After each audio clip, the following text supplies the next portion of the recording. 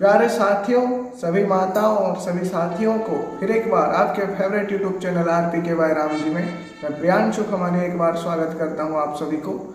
आज एक नया प्रसंग है, कृष्ण प्रसंग है, एक छोटा सा स्टोरी है, लेकिन बहुत कुछ सीखने वाला है प्यारे साथियों।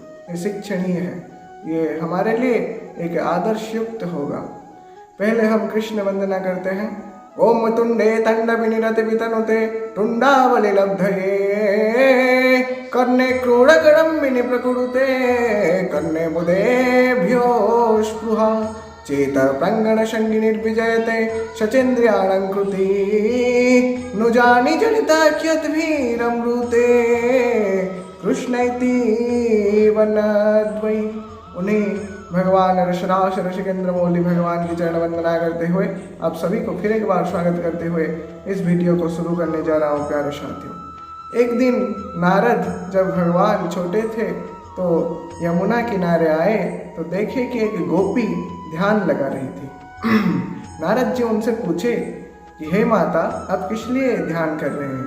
तो गोपी का जवाब बहुत ही हमें अचंभित करने वाला है प्यारे साथियों।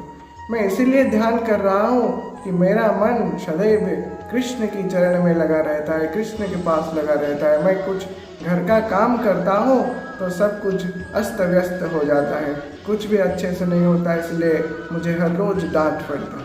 इसलिए मैं ध्यान लगा रहा हूँ, भगवान की, ईश्वर की ध्यान लगा रहा हूँ कि मेरा ध्यान कृष्ण की ओर आकर्षित मत हो।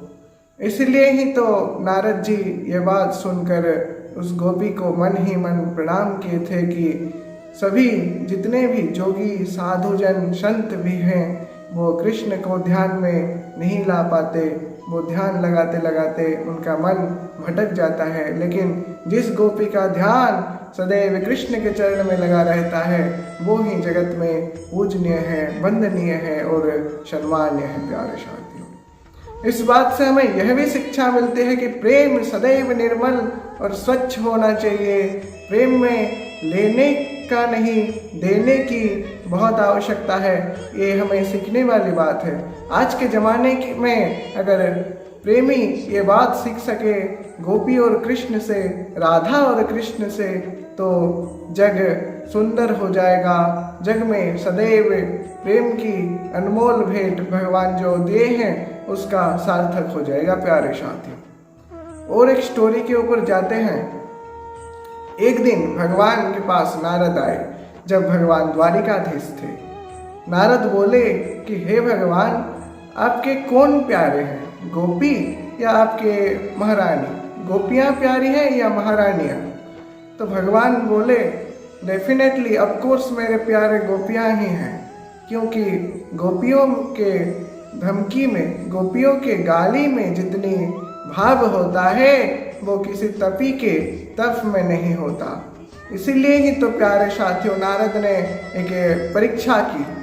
मैं परीक्षा करने जाता हूँ बोले नारद जी। तो भगवान जी बोले जाओ और जाके ये बताना कि कौन तुम्हें मतलब परीक्षा में उत्तीर्ण हुए। नारद गए और उनके अष्टपाटवंशी नारियों, उनके रानियों से पूछे।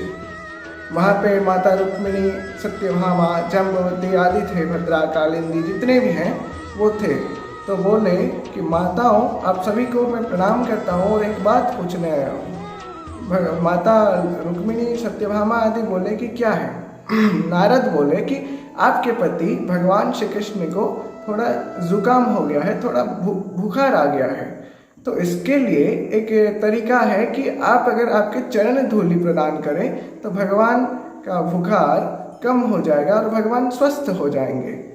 रुक्मिणी और सत्यभामा अचंभित होकर राम राम कहने लगी और उनके चरण धूलि देके क्या हम अपने चरण धूलि देके क्या नरक में जाएंगे क्या बोली, और वो चरण धूलि देने के लिए इनकार कर दिया। तो नारद जी गोपियों के पास गए और यही प्रस्ताव रखे उनके सामने।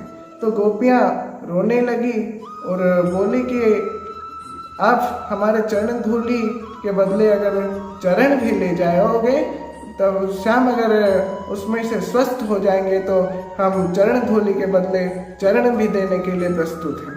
तो नारद सुनकर अचंभित हो गए। तो उस समय उसके पहले नारद ने उनसे एक सवाल किए थे प्यारे साथियों कि आप किसको याद कर रहे हैं। गोपियाँ बोले कि हम किसी को भी तो याद नहीं कर रहे हैं। और नारद बोले आप क्या श्याम को याद करते हैं, आप क्या श्री कृष्ण को याद करते हैं। गोपियाँ बोली कि श्याम और श्री कृष्ण तो एक ही हैं, श्याम को हम क्यों याद करें। नारद आश्चर्य हो गए, नारद थोड़ा चिंता में पड़ गए कि श्याम को ये याद तक नहीं करते तो क्यों अपने चरण धूलि देने के लिए राजी हो गए। तो नारद बोले आप क्या श्याम से प्यार नहीं करते, आप क्या श्याम को नहीं चाहते। गोपियाँ बोली जो हमारे हृदय से अंतर तक नहीं हुए, जो हमारे हृदय में दिन रात हर क्षण विराजमान है, हम उन्हें कैसे भूल सकते हैं। और जिसे भूला नहीं जाता प्यारे साथियों, उसे याद भी नहीं किया जाता।